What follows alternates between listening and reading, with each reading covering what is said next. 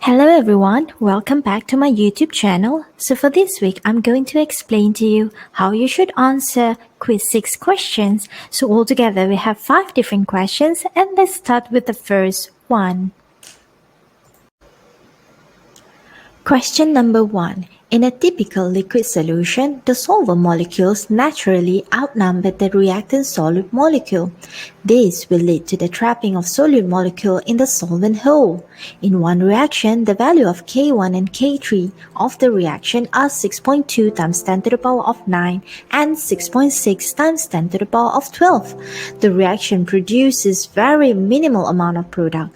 Predict the value of K2 and justify if this reaction followed the diffusion control reaction or the activation control reaction.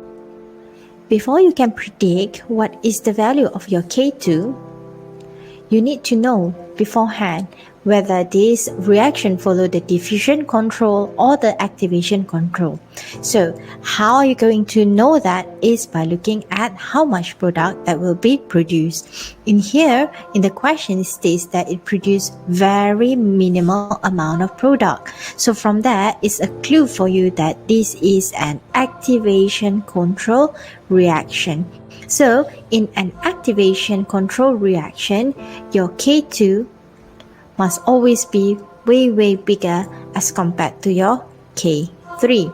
So in order for you to follow the activation control reaction, your K2 must be bigger than K3. So any number that is bigger than 6.6 times 10 to the power of 12 shall make your K2 bigger than your K3, hence it will follow the activation control reaction.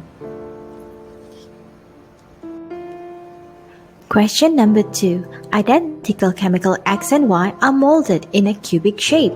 Both chemicals shall be reacted with chemical Z to produce a product.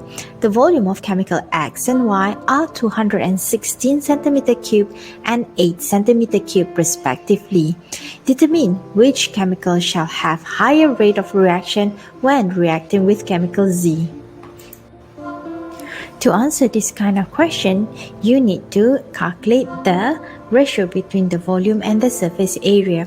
So in the question, it's stated here that both of the chemical X and Y are molded in a cubic shape.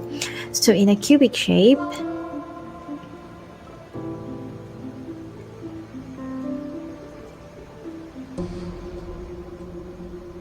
right, so we will have chemical X and also chemical Y. So it states here that the volume is 216 and the other one is 8.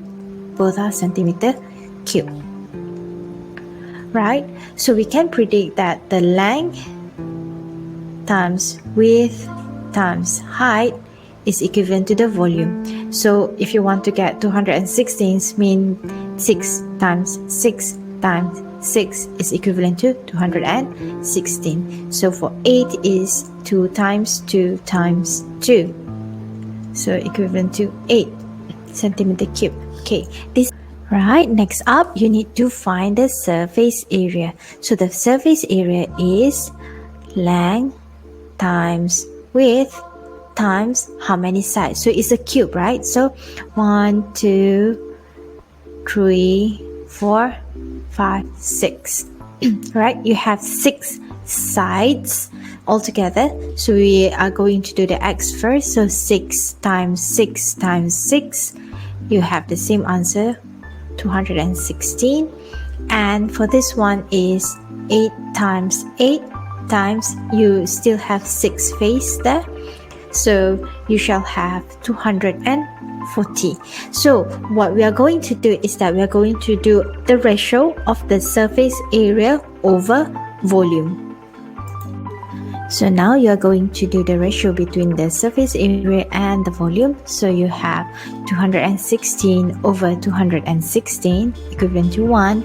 And you have another one is 240 divided by 8 equals to 3.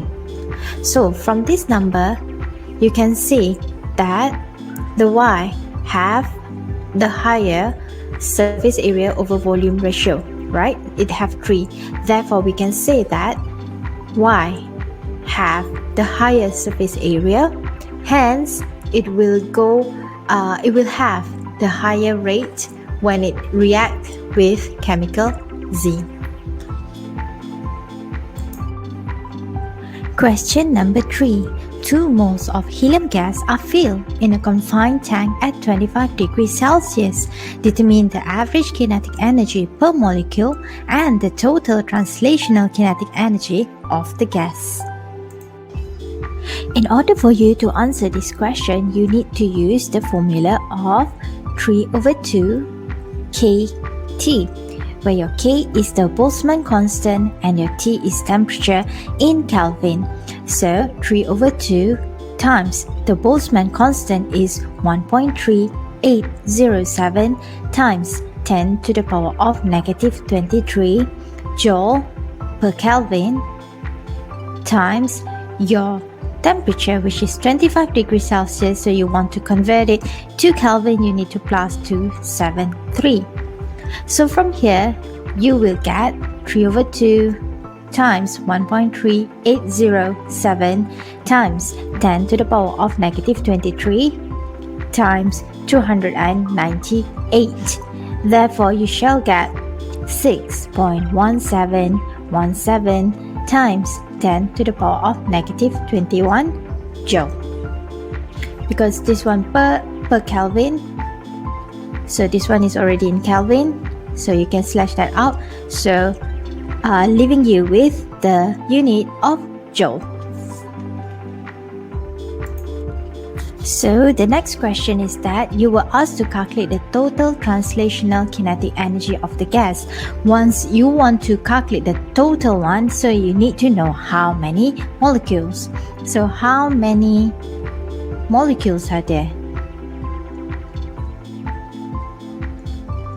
So in this question, it states here is 2 moles. So remember, 1 mole of gas is equivalent to Avogadro number molecule of gas. Therefore, since you have 2 mole of gas, so what you need to do is you need to 2 times the Avogadro number. So 2 times 6.02 times 10 to the power of 23.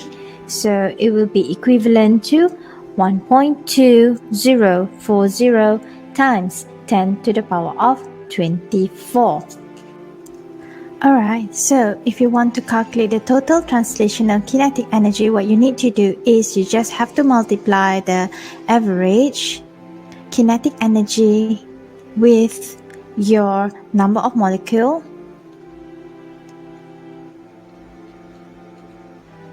So we already calculated the average kinetic energy is equivalent to 6.1717 times 10 to the power of negative 21, and your number of molecule is equivalent to 1.2040 times 10 to the power of 24. So you just have to press your calculator. You should be able to get 7.4307 times 10 to the power of 3 joule. So this is the total translational kinetic energy for the 2 mole of helium gas. Alright, let's move on to question number 4. Calculate the root mean square speed of xenon at 25 degrees Celsius. So the root mean square, the formula is the square root of 3RT divided by the molar mass, but this one must be in kilogram instead of gram per mole. So if you look at the periodic table, the molecular weight or atomic mass for xenon is equal to 131.293. So this is in gram per mole.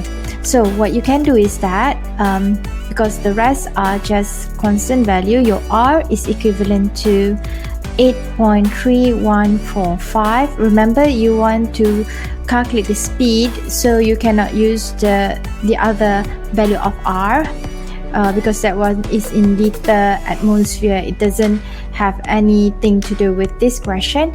And the temperature is 25 degrees Celsius. So 25 degrees Celsius, you need to convert it to Kelvin 273. So divided by 131.293. So you need to divide by 1000 because you want to convert that into kilogram. So from here you get is equivalent to the square root of 5.6616 times 10 to the power of 4. Therefore you get the root mean square speed of xenon is actually equivalent to 2.3794 times 10 to the power of 2 mole per second. Right. Alright, we have now reached the final question for this quiz. Which gas between nitrogen, oxygen and methane has the highest average kinetic energy at 500 Kelvin? So if you look through my notes, we have two formula for the average kinetic energy, which is 3/2 RT or 3/2 KT. So the only difference from between the first formula and the second one is the constant that you're using. So if you're using R, means that the constant that you're using is 8.3145 joule per Kelvin per mole. But if you use the second formula, you use K, the Boltzmann constant, which is 1.3807 times 10 to the power of 23 joule per Kelvin. Alright, so at the end of your calculation, you shall get the average kinetic energy both in different units. So if you use R, like for example, is 3/2. Your R is in joule, Kelvin, mole. And then you have your temperature in Kelvin, right? So eventually, at the end, you shall get your unit shall be in joule per mole. But if you're using the other one, if you're using the Boltzmann constant, you shall have 3/2 and the unit is just in joule per Kelvin, and then temperature is in Kelvin. So eventually your unit shall be just in joule. Alright, but either way, if you're using this formula or this formula, if you want to compare between these type of gases, so all of this will have the same average kinetic energy. Why? Because there's nothing in this either of this formula that needs you to calculate the number of mole or anything like that. So everything are constant, and both in both formula you are just going to use to substitute the temperature with 500 Kelvin. The rest are just the same constant. So in this question, the answer is every single gas have the same average kinetic energy due to the usage of this, either one of these formula. Alright, so this is the end of this week's video. I hope this video will help you to understand more on how to answer quiz 6 question. So thank you very much for watching. I'll see you again next week. Take care and stay safe. Goodbye.